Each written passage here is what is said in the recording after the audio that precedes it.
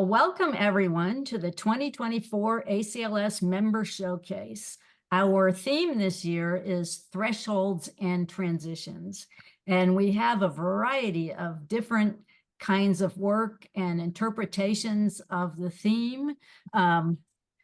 Artists and architects, you'll see some extremely different interpretations of it. I'm going to start this evening, and I'll start with a quote. "A threshold is not a simple boundary. It is a frontier that divides two different territories, rhythms, and atmospheres." And that is by the late John O'Donohue. This photo is from a house on the Camino, and if you're anything like me, you have a collection of photos of doors and windows and things like that. I think people who are interested in sacred space architecture are interested in thresholds. And I thought this was an incredible threshold showing very different territories of the inside and the outside. 5 years ago now, I took a great class with Paul Baribeau at the Grunewald Guild called Understanding, Creating, and Encountering Sacred Space. And we spent the whole week talking about different aspects of sacred space. And he focused on 3 things during that week, one for each day: light, which is critical to architecture and part of our imagery. So you will often see different types of light on different sides of a threshold. Threshold, how we penetrate the barrier between the inside and the outside. And journey, how we move through a space. And so I would say, think of these 3 different concepts as you look at the photos that we're going to be seeing today. How is the light different on the different sides? How do we penetrate the barrier? How do we move through the space? So on the threshold day, I started looking for thresholds in the natural world. And I came to this this was at the end of a hike through a woods, and there's a threshold from the woods to the lake. It was different light, different everything on both sides of the threshold. Here's another natural threshold, a pathway. How do we move? And the tree is part of that threshold. And here are 2 more natural thresholds. The one on the left is a path that goes from a sunny space down to a cool and shady space by the river. And then the one on the right is just looking through the woods.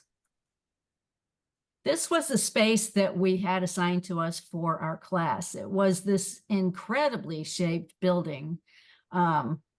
Had lots of natural ventilation in it, and it was a cool space to have this class in. And I thought this space needs something, and I had brought a bunch of silk scarves and some banners with me, so I zhuzhed it up a little bit, trying to pay particular attention to the threshold.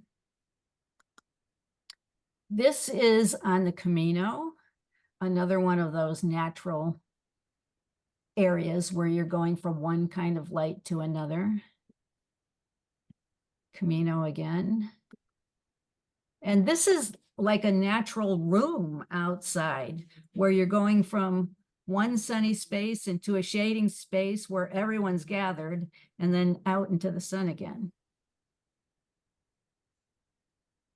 Another Camino picture. And then this is an extended threshold. So you have the boundary that goes around the plaza in front of the church. So that's your first threshold, and you're moving through that space to the door of the church itself. These were some cool photos that I just thought were neat for inspiration. This is a German artist called Cornelia Conrads, and she's using natural materials and then wire to create these otherworldly looking thresholds.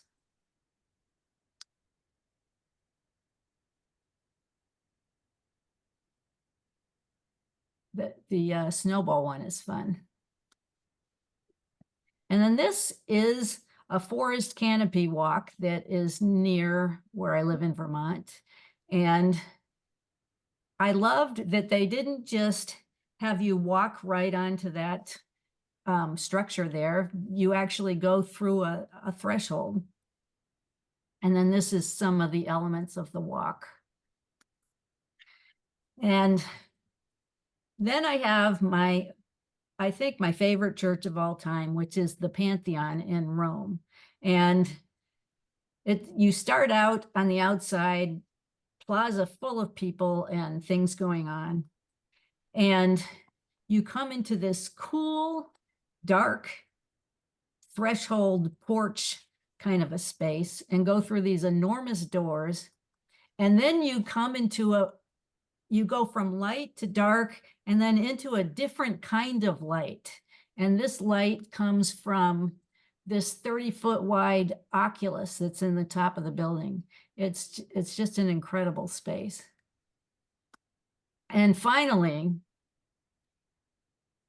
this is a significant threshold because if you ever look at the euro, I don't know, the 5 euro, the 10 euro, this is it's printed on the money, which I think is a pretty interesting use of a threshold. And in a way, money is kind of a threshold, bringing us from one state to a different state. So it's interesting that they chose to put that on there. Which church is that? It's on the Camino. I'm sorry, I don't know the name of it, but yes. So our next presenter is Lisa Beer. Are you ready, Lisa? I'm ready. Okay. Okay, this is an alley to a beach, and I walked it probably 3 or 4 times when we were visiting, and I had the same sense of anticipation, excitement, because I'm not around beaches very often, and so it was a threshold that, even though I knew what was on the other side, it was exciting. So that's it. This one, I've got a couple from this Franconia Sculpture Park in Schaefer, Minnesota, kind of northeast of the cities. And it's a really good sculpture park. And I thought this would be a really good threshold idea. So there were maybe 8 of them pointing in different directions. They were very interesting and well done, but it honestly was not a threshold because I felt like they did the work already for you. So that's all I have to say about that. It wasn't really a threshold. It was beautiful. So, okay, next one. For some reason, this one was a threshold. You could see it from across the park. It was a windy, beautiful day. It absolutely called me over there. It was on a big metal structure, maybe 30, 40 feet high, this huge swath of fabric blowing, and people were just laying on the ground. They couldn't even move. It was that kind of thing. So I think it was an internal threshold that took people to different places, myself included. Okay. And this is Martin Luther King Jr. by John Wilson. And there's 2 places in the cities to go look at it. There's one at the Minneapolis Institute of Art and one at the Thrivent Gallery, which is beautiful. But this one, whenever I see it, I go right into his situation. I can feel his exhaustion, his doubt, his fears, but I can also sense his determination and maybe facing the future, even in the spirit of, whatever he's got to go through. So that picture is always a threshold to me. Okay. And I end with, this is a very clean studio picture, which I don't even want to show you what it really looks like, but every day it's a threshold for me to go in, and I cross the doorway and I pray, may the words of my mouth and the meditation of my heart and the work of my hands be acceptable in your eyes. And so that's a threshold. I go in and out a million times a day, or I pass it by and don't want to clean it. But it is a threshold, and probably one of my main ones. So, and that's it. Thank you, Lisa. Paul May is our next speaker. Well, welcome. This is the Church of St. Peter, Catholic Church in North St. Paul. It's probably about 10 miles from the Franconia Sculpture Park that Lisa just showed a picture of. And this is the original church that this is the main entry for probably about 80 years until we wanted to expand this church from seating 400 to 1,200. Next slide. The threshold that we'll see is the window here in the transept to the lower right, which is currently viewed from inside to the outside. Move to the next slide, and you will see from here in the lower left-hand corner that the new 1,200-seat church was added, of which that previous window became the threshold from the inside, formerly the inside of the existing church, to the inside of the new church. So it became, as Pam mentioned earlier, the idea of what was light coming from the outside coming to the inside has become a threshold from inside to inside, and actually the journey from one church to its new church. Next slide. So this is the final massing of the church. Just to give you an idea, the previous entrance was to the lower left underneath the bell tower. The transept is actually enclosed and encompassed into the new church, and the new sanctuary is here at the west end, and you walk the previous church, the nave became the gathering space. Next slide.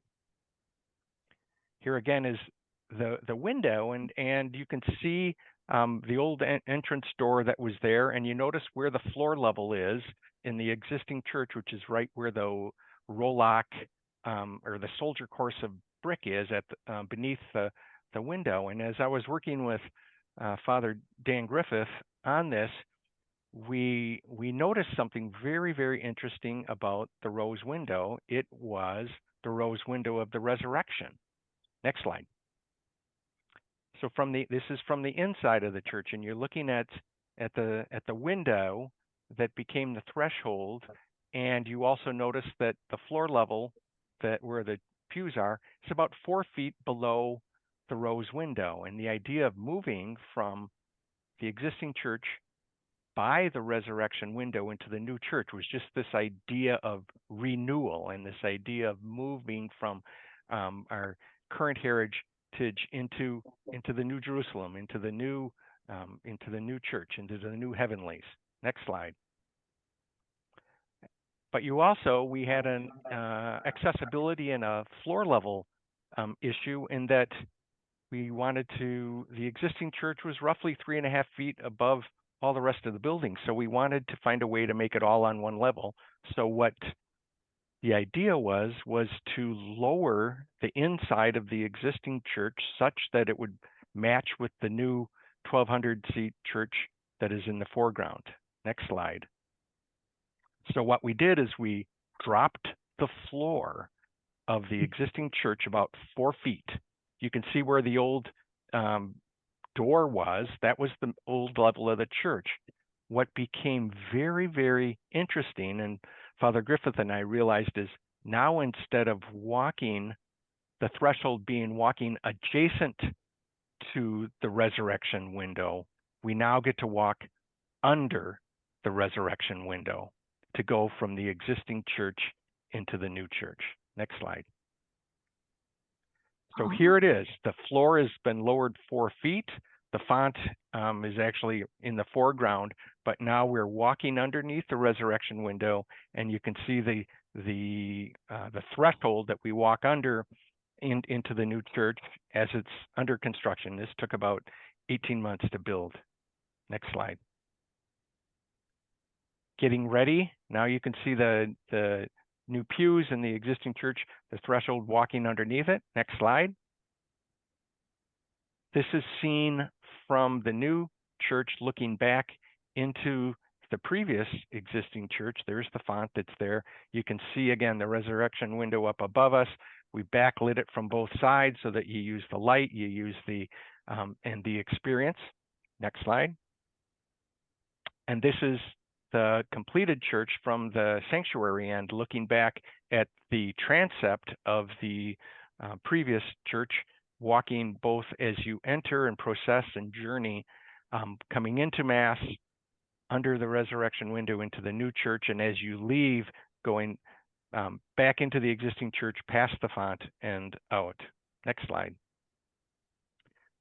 Archbishop coming at the dedication. Next slide. This is again the resurrection window seen from both sides, illuminated. This is from the existing church. And next slide. Walking under that, this is the there's the reredos, the baldachin, and the altar area, the sanctuary of the new church, and seats 1,200. And that is it. Thank you, Paul. Julie Ritchie. Okay, that's not how we spell my name, but anyway, it's how you say it. Just a quick question, Paul, was that St. Peter Claver in St. Paul? It is Church of St. Peter in North St. Paul. It's not Peter Claver. Peter Claver is in that's in St. Paul itself. Okay. Just question, because I know that St. Peter Claver. Okay, so this is also in Minnesota. This is my mother's home parish. It's St. Patrick in Edina. And it's I don't know if anyone has been there. It's kind of a brutalist modern church with very large dalle de verre presence in the windows, the very thick, 1970s and 60s stained glass. And the vestibule here that leads in, it's basically like an amphitheater style seating that is sloped down toward the altar. And the vestibule and the entryway here that leads into a parish hall is basically a hodgepodge of art that was donated by well-meaning parishioners. So there's no rhyme or reason, and you can see there's a lot of clutter in there, and the priest that's there now is trying to sort of systematize and address that. But I was brought in when a font was donated by a parishioner who's a friend of my mother's. It's one of those, somebody, someone job. Anyway, this font is the second iteration of this entire stone thing. The first one was made in Italian marble, and the donor looked at it after it was installed, and after I had templated, and after I had made the mosaic in Dallas, and said, it's missing the front step that you said was going to be there. So it wasn't designed right, but also the marble was leaching water. So when they filled up the font, you were getting stains around the edges of both of those basins. So they tore the whole thing out, remade it in granite at Twin City Marble and Granite, St. Cloud Granite, reinstalled it, and then I had to come back and retemplate, or actually they sent me a new template, and I had to adjust and cut the mosaic apart to make it fit. Next slide. So you can see Anne-Marie Ullman is the little girl who's, it's her memory, but we had to work around. They ripped up the pavers and the carpeting just to make this one space. So I was really delineated. I couldn't, they had the recess for me and I had to work within that. So this is a River Jordan image that flows from where you walk in, goes under the font and swirls out toward the altar. It's where the movement is going. And I've embedded little ammonite fossils and things like that. Next slide. So you can see there's, it's supposed to be the edge of the river with the pebbles, but all of this is in, excuse me, Mexican glass. Next slide. And this was one of the challenges, the housing for all the pumps, those all had to be redone too, because the first iteration of it was not holding water.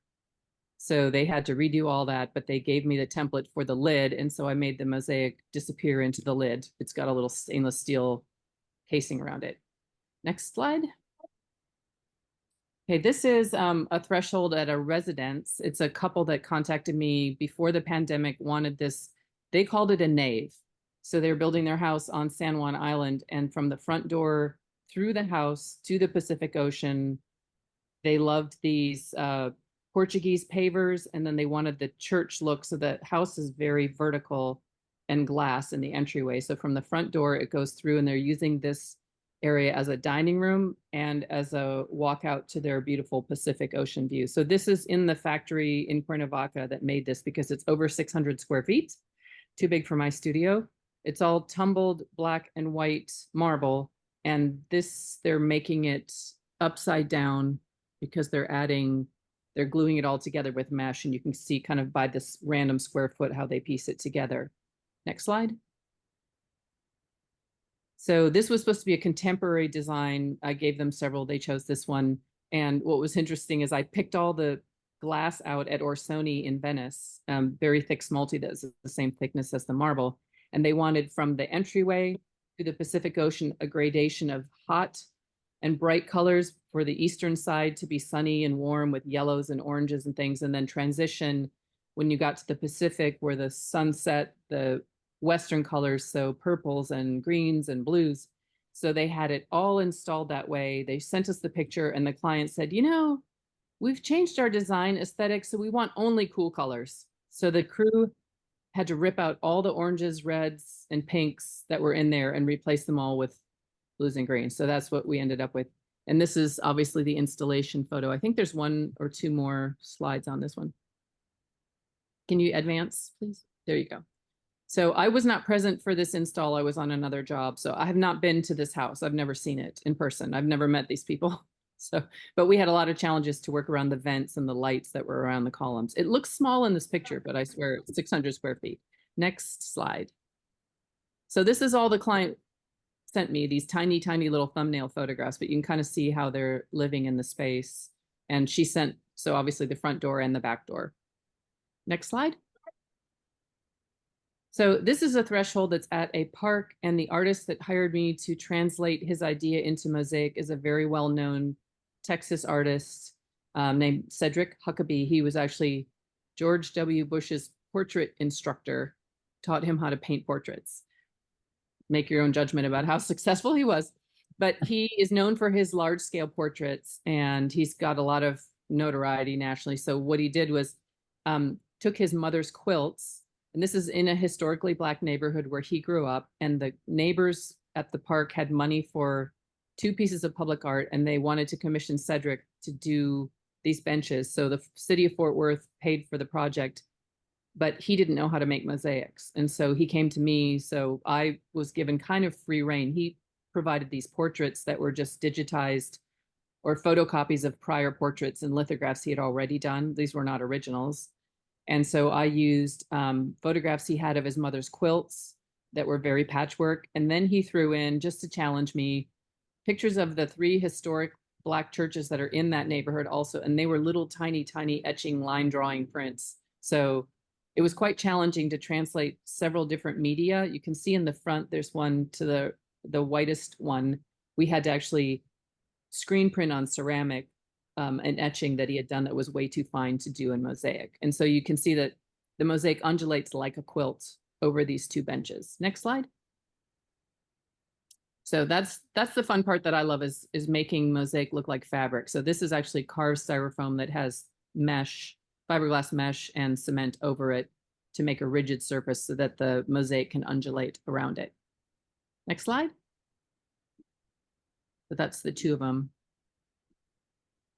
Next slide. I think that's it for me. Yep. Thank you, Julie. Paul Barabo.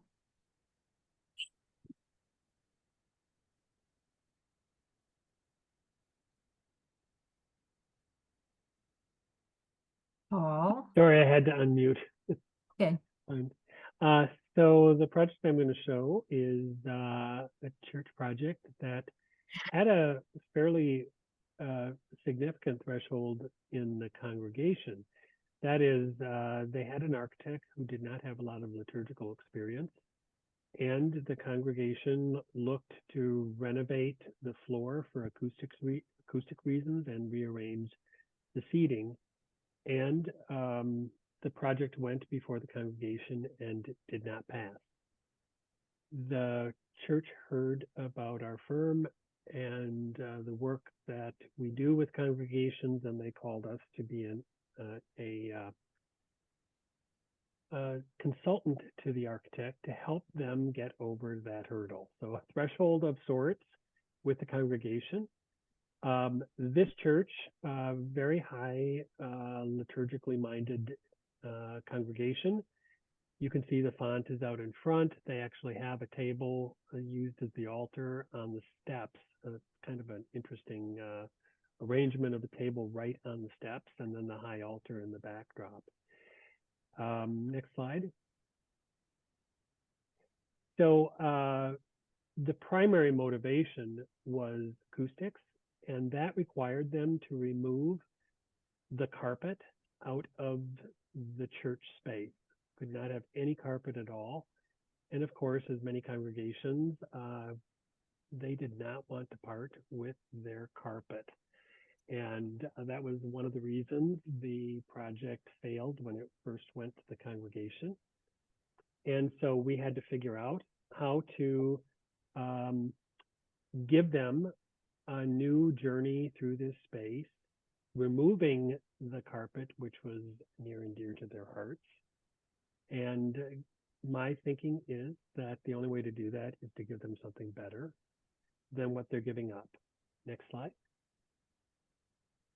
So this is an overview from the balcony of the church before it went through the renovation. Again, you can see the nave of the church, long processional aisle with a font in the front, communion rail, the table, altar, and places of word, lectern, and pulpit on both sides, and then the high altar in the backdrop. Next slide. So what we proposed, because they were going through a renovation of the gathering space as well, was, this is rotated, entry on the right to the high altar on the left, that we would really create places on that journey, and rather than have a pretty nondescript pathway from the entry doors of the worship space to the altar, instead we would give them patterning that was modeled after the window that's above the high altar. Went through a couple revisions, but you can see what the patterning did was really create a place that they could place the font at the entry. The nave felt a little shorter, and alongside the pews, so they did not want to give up some of the permanent seating, but then put flexible seating that could be arranged in the front antiphonally or in a greater fan than what the angled pews. Place for the font in the middle, and then carrying that patterning up onto the chancel or the altar platform. Next slide. We used rich colors that were pulled out of the windows of the church and softened some of the pathway with a wood. The church had understood from the very start that they would not be able to put in porcelain tile, which we really wanted to do. That posed some challenge for flooring, but they ultimately had decided on using a luxury vinyl. The good side of that is that we could actually do a fairly complicated pattern without a lot of cost. And this is a Target product that we chose to use. And they laser cut everything and deliver it to the site. Still a challenge to lay in the course of the construction, but a lot easier than trying to cut tile. And because of the curves, we were very concerned that it needed to be cut with very great precision. Next slide. So the final layout of the space, you can see the pews are angled. You're seeing just the very tip at the bottom of where the font can be placed when it wants to be at entry. The aisle center section then moves through the permanent seating, and then there is a much stronger place for the font in the front. And they can rearrange for antiphonal services around the font. Much more room to place a casket when they have a funeral in the church. Next slide. And then looking backwards, this is an interesting photo because the gathering space is still under construction. If you're wondering what's going on out there, this was taken while they were bringing the congregation back into the space so that they could also renovate the fellowship hall down below. And the next slide. And the reception by the congregation was incredibly positive, both from approval of the project when we presented the new design to the final installation, opening up the church, which happened in Palm Sunday of this year. That's it. Thank you, Paul. Marilyn, Sister Marilyn Morgan. Okay. This is a renovation of the Blessed Virgin Mary, the BVM Sisters in Dubuque, Iowa. And they renovated this space, and this is a passageway from one building to another building.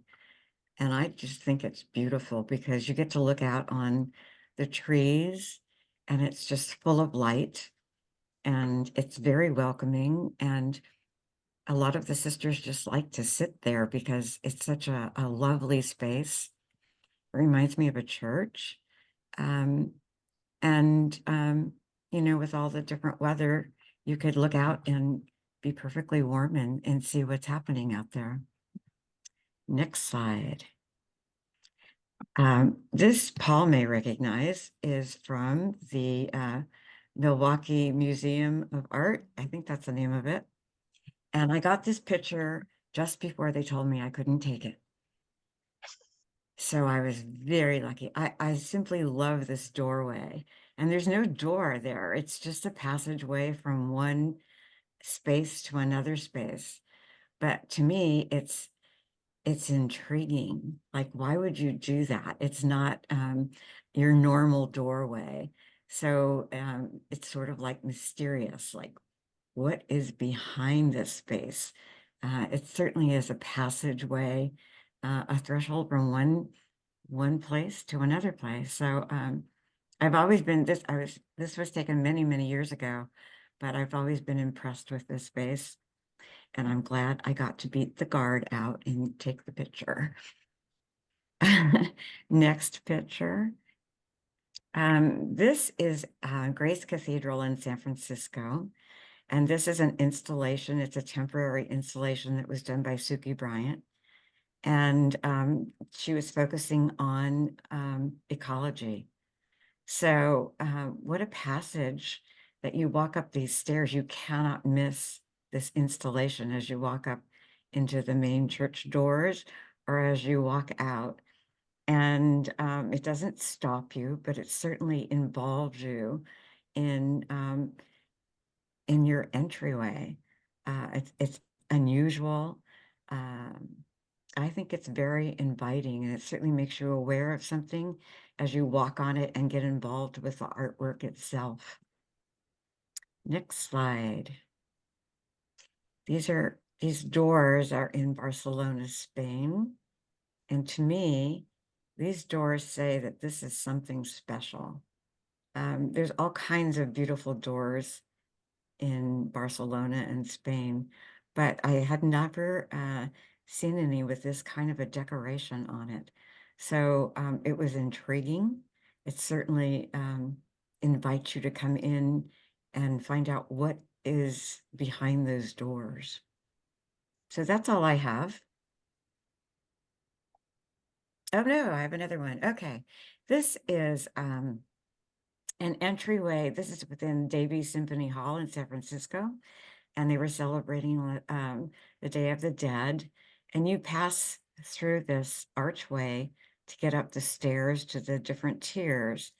And you just get involved in this because you get to see it up close and personal and be part of it. And I thought it was a fascinating way to involve the people in the actual celebration of the Day of the Dead. And I'm not sure what's next. Oh, I love these doors too. This is in Barcelona, Spain, and it was the door to a, and to me, it's fascinating. It's not a normal door that you would see, but you want to get in there and see what's behind it and look out into the street. It's fascinating and artistically beautiful. So that's it. Right. Thank you, Marilyn. George Holdman is next. All right. Let's see. Ah, yes. This is a set of doors, which seems to be a running theme. This is at Holy Redeemer Catholic Church in El Dorado, Arkansas. And the pastor had kind of a taste for medieval art, which just suits me perfectly because I've got a background in medieval art history. And so the goal was to create a theological scheme that was a transition into the main body of the church that picked up various themes from Scripture. And he had given me a certain set of Scripture, and then I went a different direction with it. So he still liked it. So let's go to the next slide here. Yeah, this is, there is a transition in these images, and they go from the bottom to the top. This is on the left side, which represents the human events, I guess you'd say, in the life of Christ, whereas the right door represents the theological, the transcendent, the divine parallels. And so this is obviously the crucifixion. Next slide. And this is the very bottom of that same side. So you start with the fall of Adam and Eve and the promise of the Redeemer there, you know, Christ and the good fruit. And he is standing on a copper snake down there, all references to Genesis. And so this particular cycle culminates at the top with the crucifixion that you just saw. Next one. And this parallels the fall of Adam and Eve on the right door. This is the Anastasis, or the harrowing of hell, however you want to call it. And it's Christ redeeming Adam and Eve, and by corollary, all of humanity. The fruit on the tree represents the seven sacraments, which is a transition or initiation, 3 of them into the church, and then the life of the church. And for, if you can see it, the eye on the maw of hell is actually a glass eye used for alligator taxidermy. So, you know, got a next slide. This is a little further up on the right side. It represents Christ's ascension, but also the eschatological family of the disciples and the apostles, and you've got the women and the men there. Let's see what's on here next. This one parallels the crucifixion at the top on the right, and it's Christ the all-ruler, Christ the Pantocrator, Christ the King, the end of all things. Next one. And this is the Holy Family, the earthly family, I guess you would say, which parallels the eschatological family represented by the Ascension. Next one. Oh, this is actually not from those doors. This is a prophet from a set of doors in Fayetteville, North Carolina. It has images, and it's got 12 of these, 6 on the outside, 6 on the inside. Each one is 3 feet by 3 feet. So it's pretty sizable. And the transition from the outside to inside, the outside, you were faced with symbols referencing hospitality and divine revelation, specifically the burning bush, Christ on the cross, and Christ the King, the ruler of all things at the end of time. When you exit the church, when you're inside and you're going back out, on one side you have creation, the promise of a redeemer through the prophets, and that's what this is, and the Annunciation. And on the other side, it's the sacraments of baptism, confirmation, and Eucharist, represented by the baptism of Christ, the Last Supper, and of course the Pentecost, which we just celebrated yesterday. Let's see what's up here next. Ah, yes, now we're back to El Dorado. This is eye level at the handles of the doors, okay? And so you grab the handle right behind the angel there, and on one side, this is the right side, and it's the empty tomb, and on the left side, which should be the next slide, yes, it's the nativity. So we have the birth of Christ, and then we have the empty tomb, which is kind of a birth. So we got two types of transition as you open the doors and transition into from the narthex to the nave. Let's see what we got next. Ah, yes. Well, yes, I like to go hiking around here, and there's a lot of places here in Arkansas that have caves and bluffs and other dangerous places that I probably shouldn't go by myself, but I do anyway. And this is a place up in the Ozark National Forest. Actually, it's the St. Francis National Forest, and it's called the Sandstone Castle. And this is a cave entrance. You know, caves are actually probably the most ancient locations for human art in, you know, let's go Spain, and we see them in different places around the world. This one I like because it's actually a double entrance to a single cave, and it always put me in the mind of the Tremeau on Gothic cathedrals. Next one, I think, is the out. Okay, this is a different cave in the same area, and transitions, you can go in, and you also need to come back out. And so passage from dark to light is one of the things I really like about caves. You know, Plato's cave analogy really speaks to me.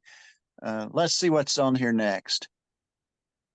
Ah, this is a sea cave out in Northern California. And my daughters and I decided to pull over and hike the beach, and we found this.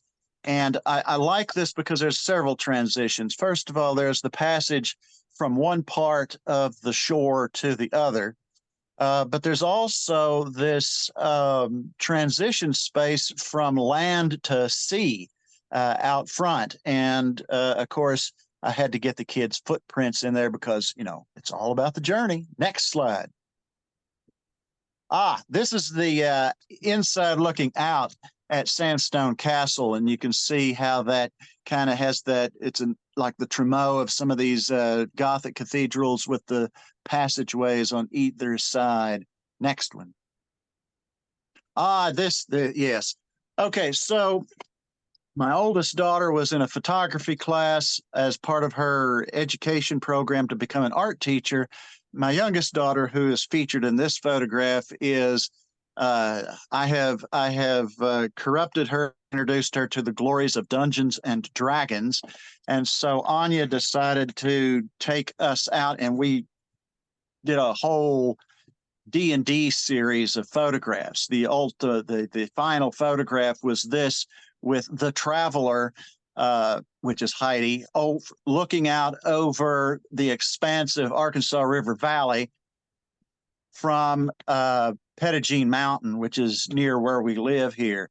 And so there's this aspect of transition from one place across the valley you can interpret that in any way you want to the other mountaintop. And that's actually Mount Nebo in the background. It's not the tallest one in Arkansas, but it's pretty close to it. So that is the transition there. And I like that particularly because it to me, it's about this, here we are and there we are going. And we got to get from here to there. And that's the ultimate transition. So that's the final slide. Thank you, George. Our last presenter is Elizabeth Devereaux.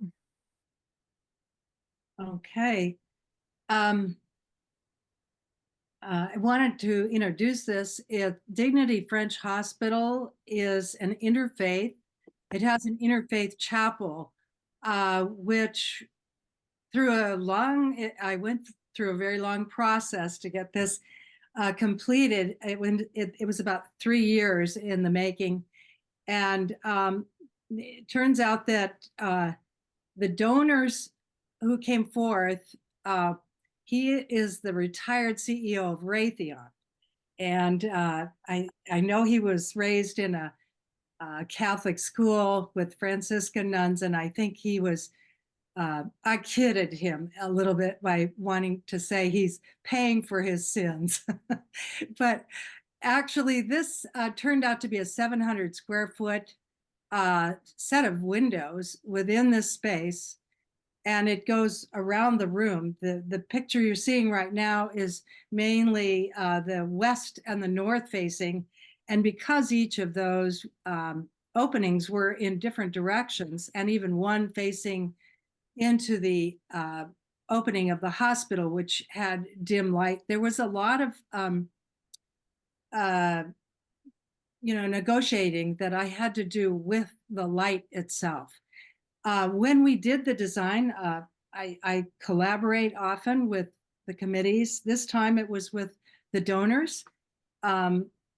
Really lovely people and spiritual. And even though this is an interfaith chapel, they wanted some kind of a symbol that would represent, in a sense, the transition and also hope and comfort. So in this design,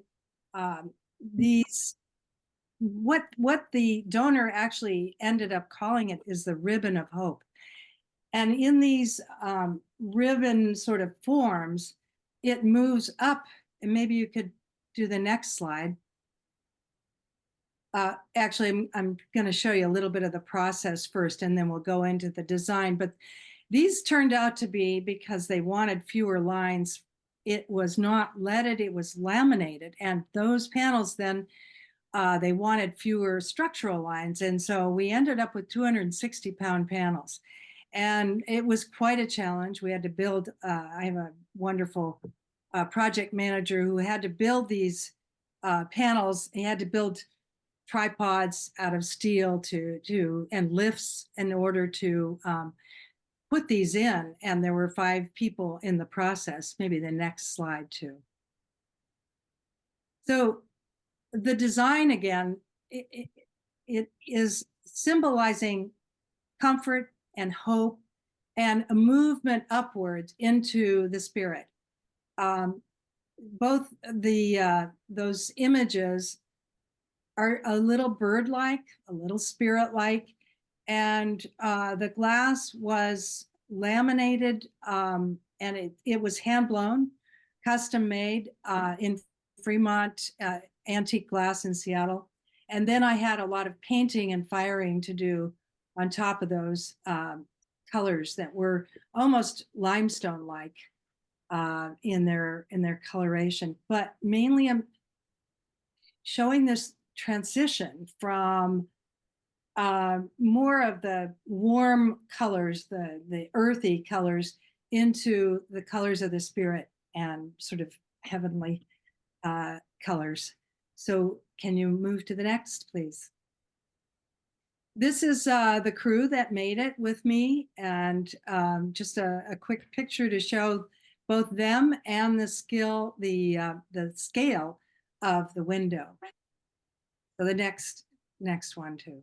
And in this window, this and the next slide, if you want to go on to that, they show, instead of lead lines, I chose to use gold irid, which is a glass that's iridescent. And I like working with glass that works both day and night.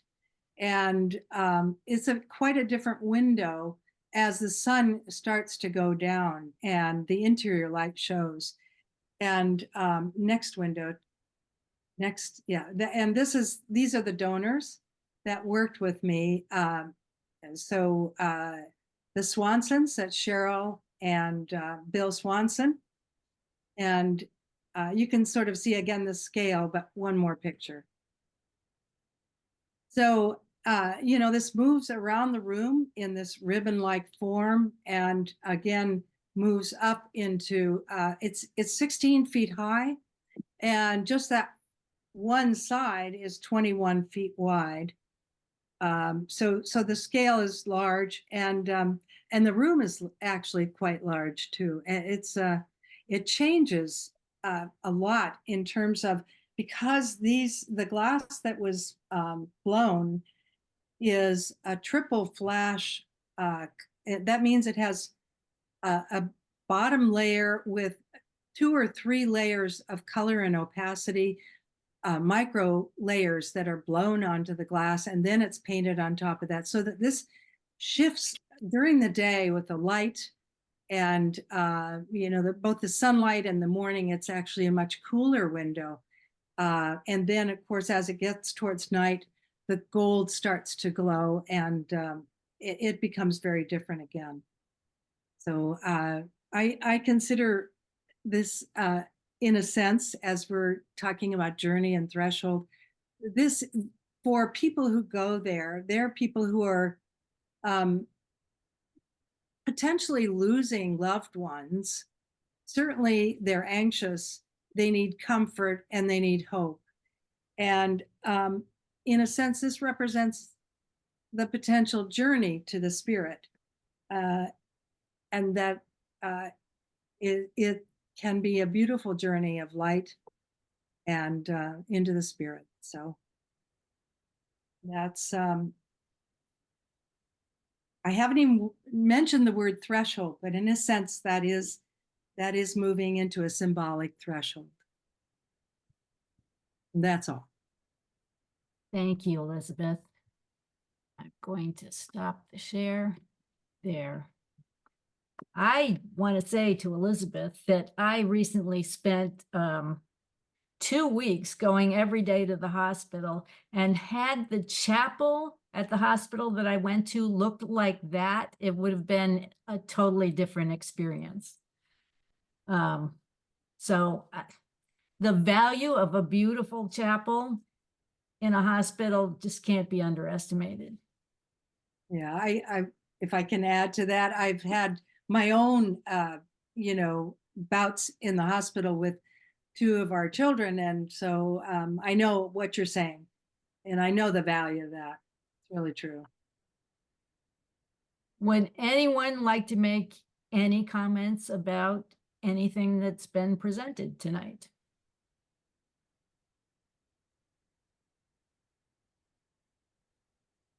Oh, come on. I'd like to just say the examples of the work it was beautiful and inspiring, and I really appreciate it. So thank you. There were so many different kinds of work, from the buildings.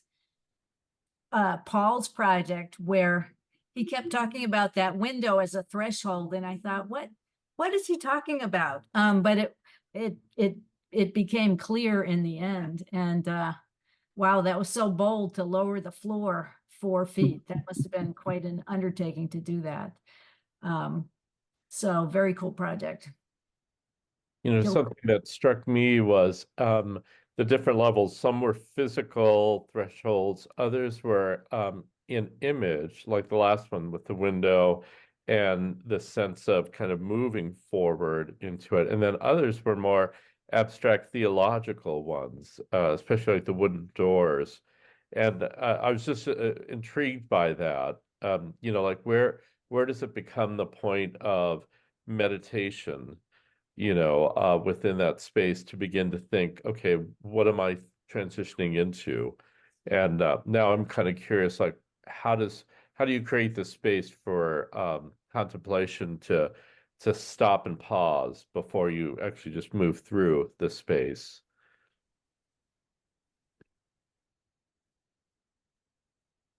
So George, maybe you can comment on Okay. the doors. Is there a way that people can stop and look at the doors? Yes, sort of. It's not a very large narthex.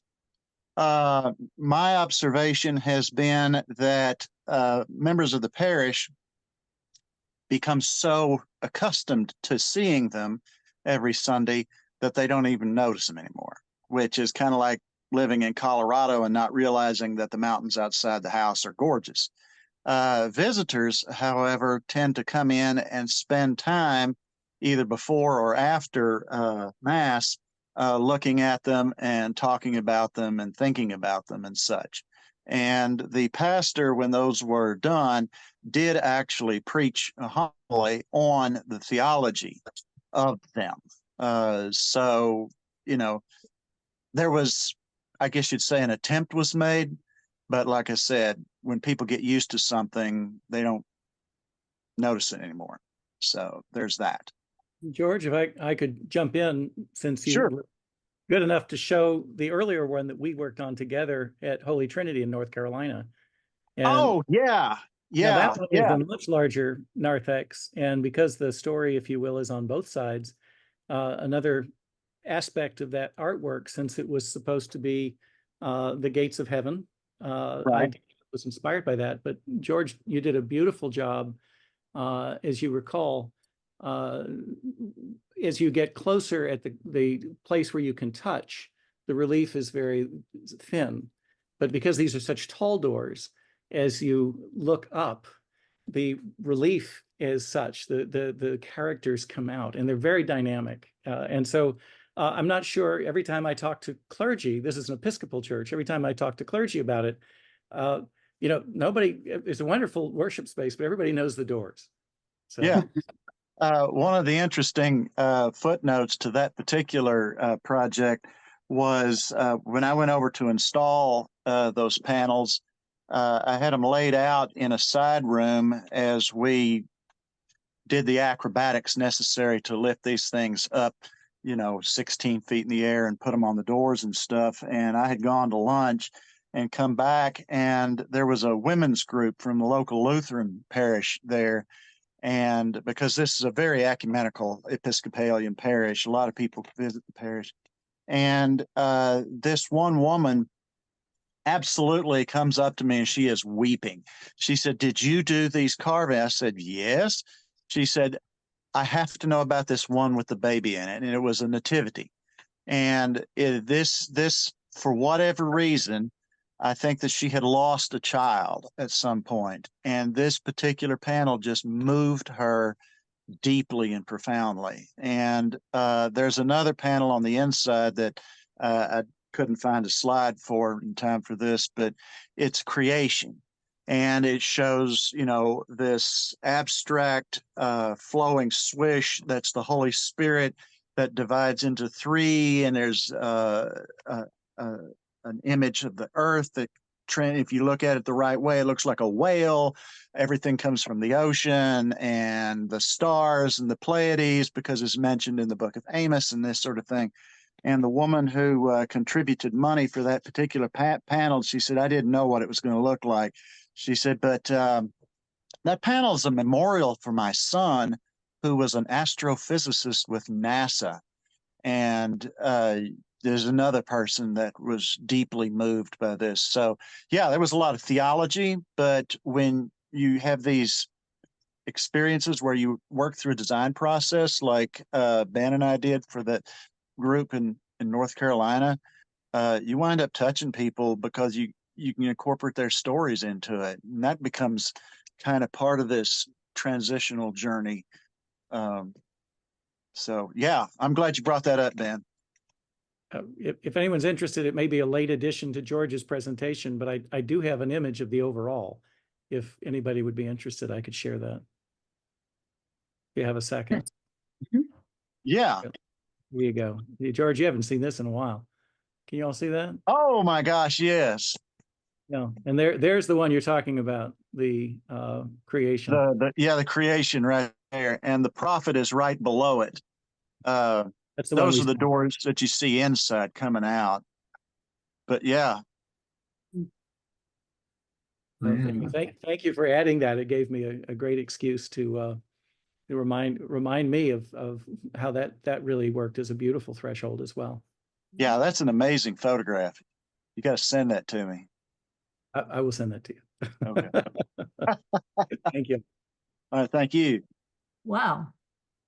We've been at this for an hour, so I think that our time together has come to an end, but it was wonderful seeing so many different projects, and I saw the pictures ahead of time, and hearing you talk about them and how they related to the concept of threshold and transition gave it a whole new dimension. So really wonderful evening. Thank you all.